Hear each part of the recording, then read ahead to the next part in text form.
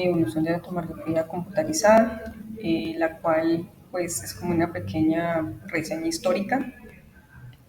Bueno, la tomografía computarizada inició en 1967 y con un científico llamado Gottfried Hochschild, que construyó el primer prototipo de escáner.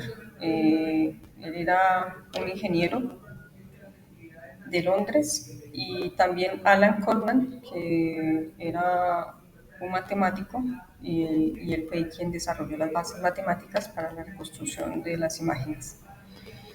De allí en adelante, en 1970, pues aparecieron los primeros equipos, pero esos solamente podían estudiar el cráneo, no podían hacer cortes en otras zonas del cuerpo. Y también tenían un déficit que era un tiempo de exploración que era unos minutos más largos. Eh, También en ese tiempo se reafirma el término de unidades Hochschild, pues, las cuales permitían cuantificar la densidad de los tejidos. Ya en el 1971 y 1972 se realizó la primera tomografías computarizadas cerebral en 1972 en un congreso de medicina en Inglaterra. Se presentó oficialmente eh, la tomografía computarizada. Pues eso fue algo muy innovador en esa cumbre que hubo médica. En 1980 se comienza a utilizar, se comienza ya a utilizar en otras partes del cuerpo, ya se incluye el tórax, el abdomen y las extremidades, miembros superiores e inferiores, y se utilizan ya unos computadores que son más ágiles, mucho más rápidos, y también detectores más sensibles. Incluye también ya el contraste endovenoso, que es el que, pues, que permite mejorar la visualización de algunos órganos y de los vasos sanguíneos. En 1990 se pone en uso el tomógrafo computarizado helicoidal o espiral, el cual permite explorar grandes volúmenes en poco tiempo. ¿En qué consistía? Tenía un rayo X, y la camilla ya contaba con movimientos. Se mejoró la resolución de las imágenes. En el año 2000 en adelante, pues surgen los equipos multidetectores, con múltiples filas de detectores capaces de adquirir cientos de cortes por segundo. O sea, ya no se demoraban tanto, ya no solamente era una sola imagen y un solo corte, sino que ya habían varios cortes.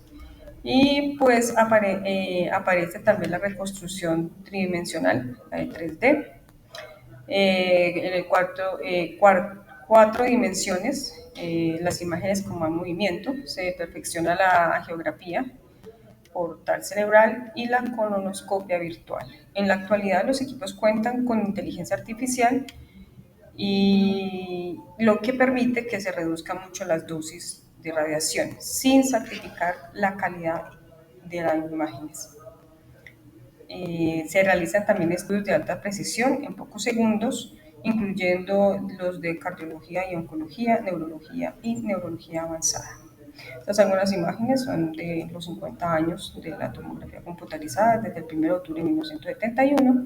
Aquí está pues una imagen comparativa de un TAC cerebral de 1971 y uno del 2021. Se ve mucho la diferencia. Se muestra también los primeros equipos que se crearon y que funcionaban en esas épocas. Y pues aquí está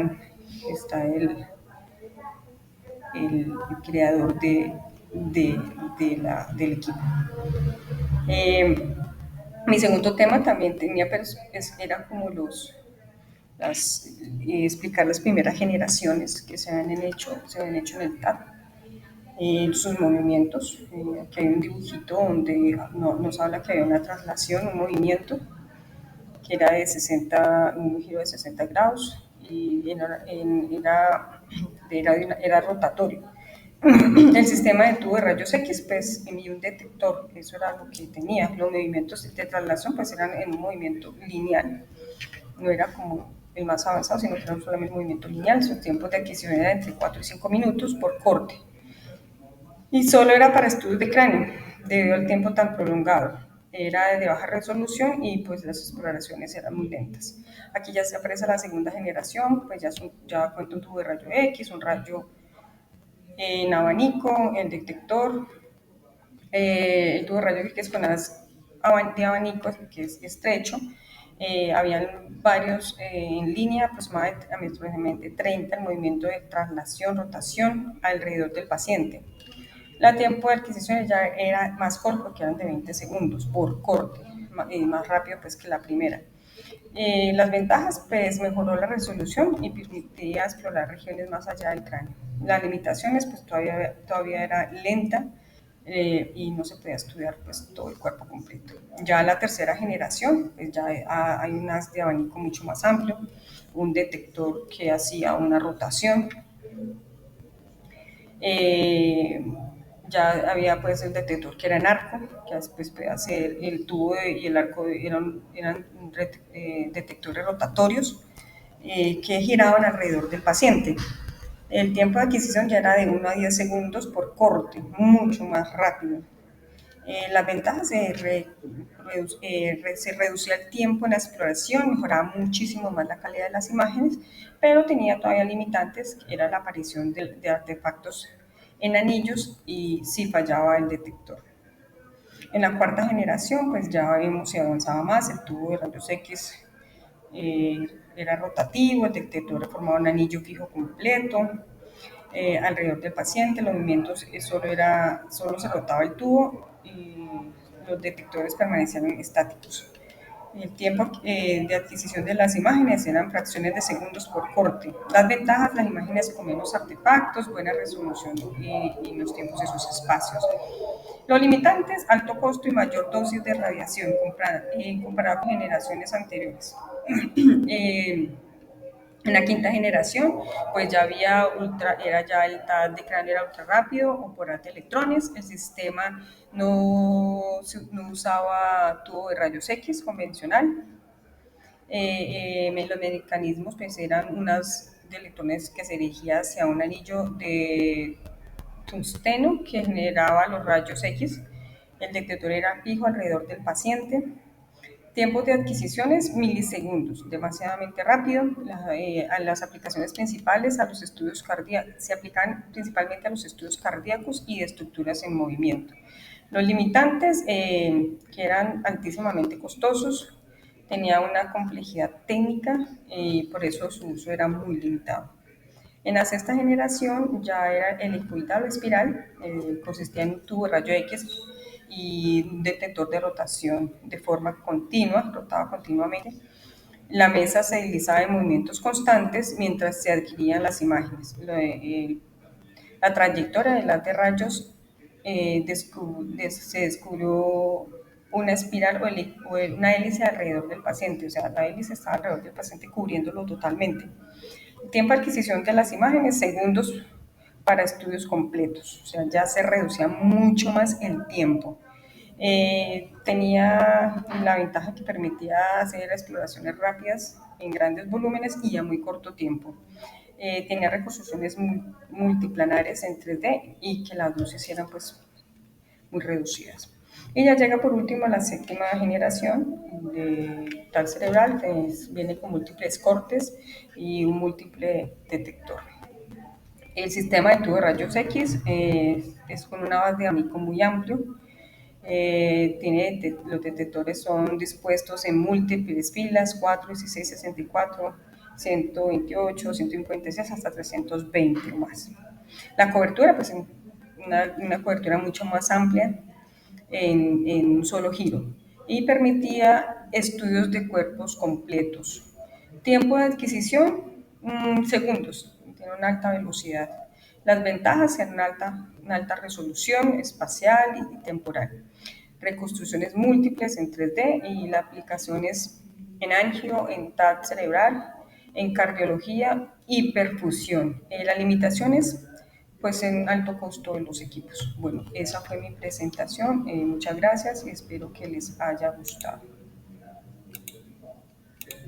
Buen día para todos, mi nombre es Laura Juliana Berrío Ramírez, soy estudiante de Tecnología en Radiología e Imágenes Diagnósticas y hoy vamos a hablar de dos conceptos muy importantes en tomografía computarizada. Primero, los elementos básicos que componen una unidad de TC y después la resolución espacial isotrópica en 3D. La idea es entenderlos de una forma muy sencilla con ejemplos y algunos dibujos e imágenes que tenemos que nos van a ayudar a visualizar mejor. Primero vamos a hablar sobre los elementos básicos de una unidad de TC. Una unidad de tomografía computarizada no es solo el tomógrafo que vemos en el hospital, en realidad está formado de diferentes componentes que trabajan juntos.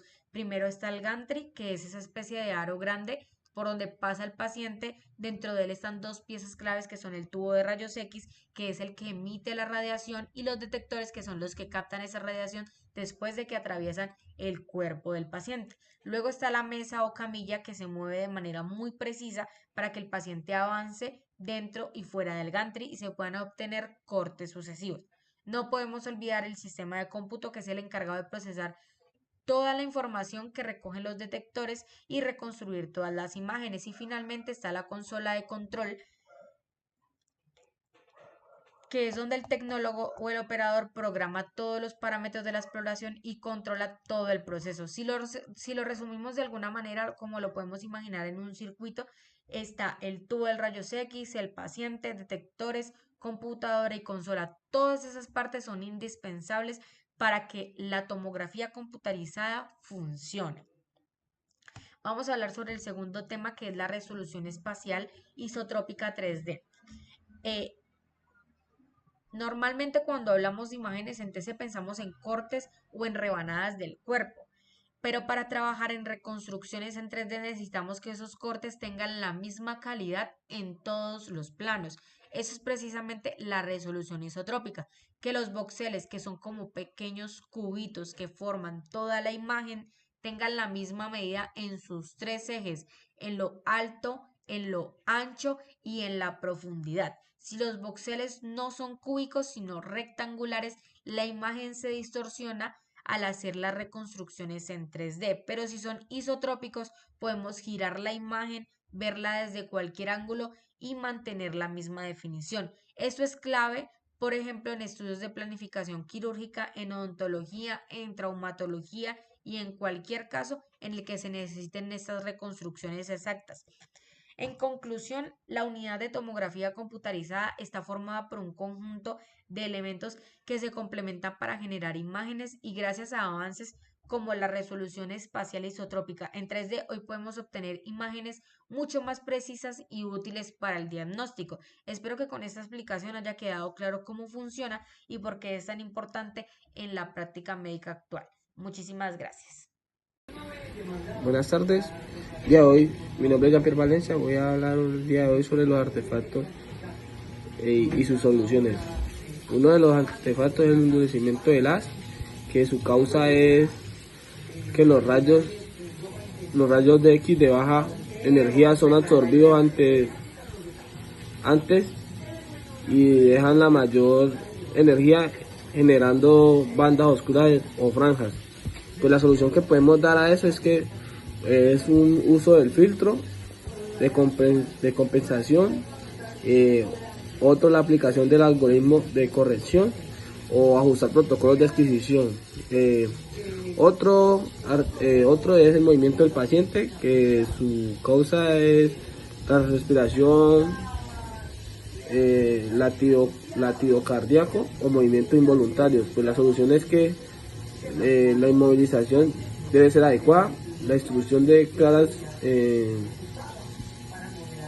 apneas, el uso del TA de alta velocidad o sincronización ESG. Otro es que los artefactos metálicos, una de sus causas es la prótesis, implantes dentales, clips quirúrgicos o producen rayos duros y producen dispersación. Su solución es que también podemos reducir algoritmos de artefactos metálicos.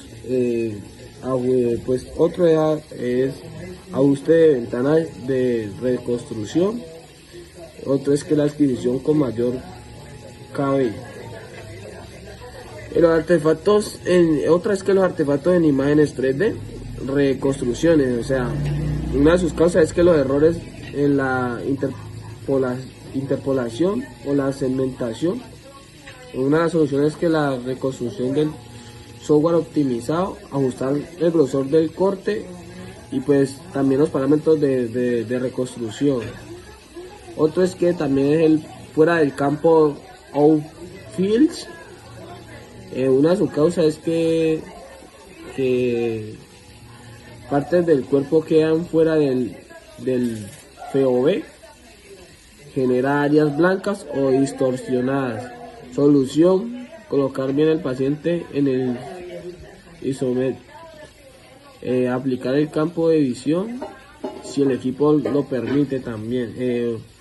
Volumen parcial, causa voxel grande, contiene diferentes densidades, promedia a los tejidos. Su solución es utilizar cortes más delgados o reconstrucción multiplanar con mayor resolución. El Alice su causa es su maestro, líneas o patrones repetitivos. La solución es reducir el pic y incrementar el número de proyecciones. Falta de linealidad causa mala vibración del detector. Genera errores en las unidades del on-fields. Solución es realizar calibraciones periódicas o algún mantenimiento preventivo al equipo. Otro es el error de estabilidad, que su causa es fluctuación en la señal de los detectores. La solución que le podemos dar a esta es que la verificación toca tener mucha verificación del hardware y la calibración del sistema.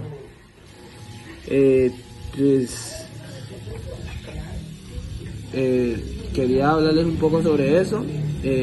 Pues muchas gracias, hasta luego. Buenas noches, mi nombre es Alvin López y yo les voy a hablar sobre las reconstrucciones y sobre las medidas para disminuir y optimizar la dosis de radiación en tomografía.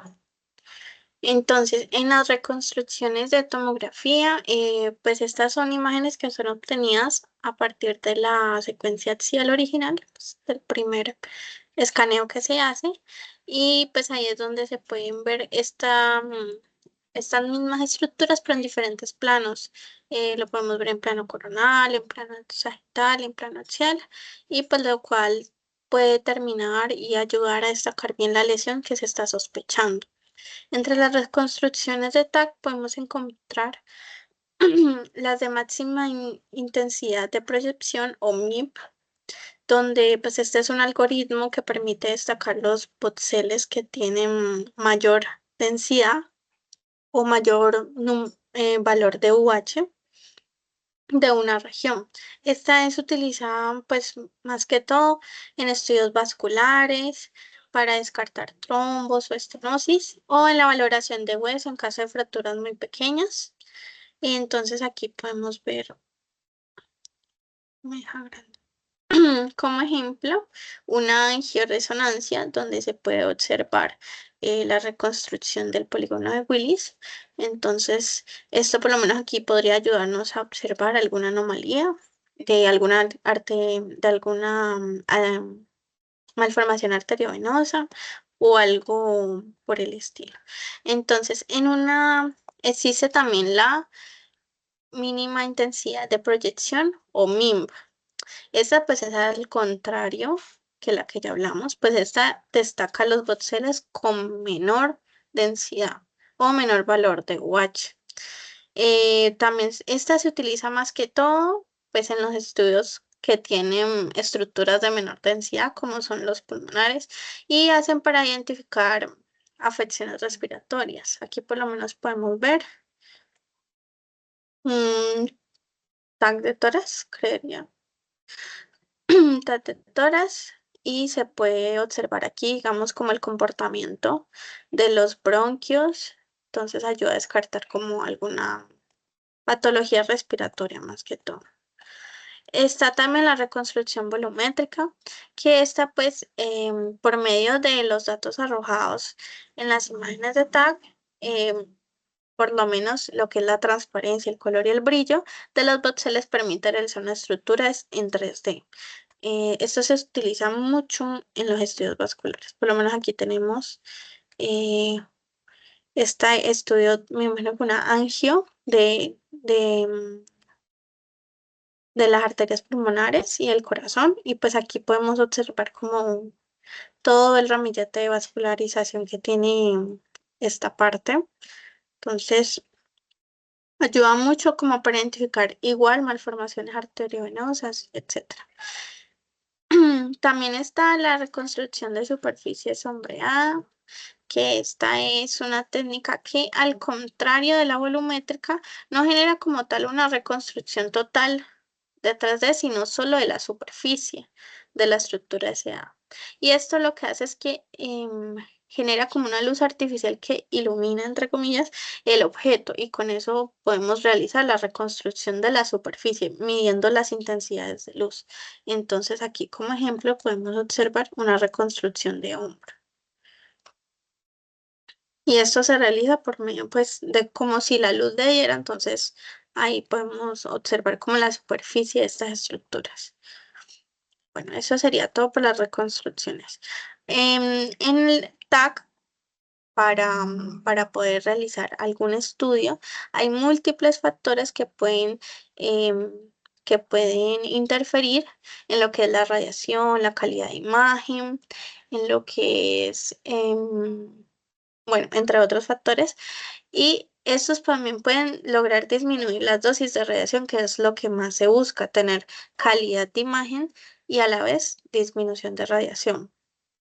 Entonces, esto se debe tener en cuenta algunos protocolos que son estándar, pero hay que tener en cuenta también, o sea, en las máquinas, en los tomógrafos ya vienen unos protocolos estándar, en los nuevos, en los de ahora, en los antiguos no. Pero hay pacientes que por su contextura o por sus características, por sus necesidades, hay que modificar o personalizar estos protocolos. Entonces, los factores vendrían siendo el voltaje del tubo o el QVP, el factor de desplazamiento o pitch y la corriente del tubo o MAS. Entonces, el voltaje de tubo es la energía que tienen los fotones y cómo esos penetran el paciente. Entonces, se dice que con un kVp bajo se puede disminuir la dosis de radiación, pero también pierde contraste, lo cual puede afectar la imagen. Entonces, hay que jugar con eso para que no vaya a afectar la imagen. Por lo menos en un niño no se puede utilizar un kVp alto. Al contrario, como es un niño, es un paciente pequeño y con textura muy delgada, se puede usar un kVp de 80, que es la mínima. Entonces ahí lo que estamos haciendo es proteger al niño de sobrerradiarlo. En un factor, no, primero hablemos de este, en la corriente del tubo o los miliamperios por segundo, es el tiempo de exposición que el paciente está expuesto, valga la redundancia, a la radiación.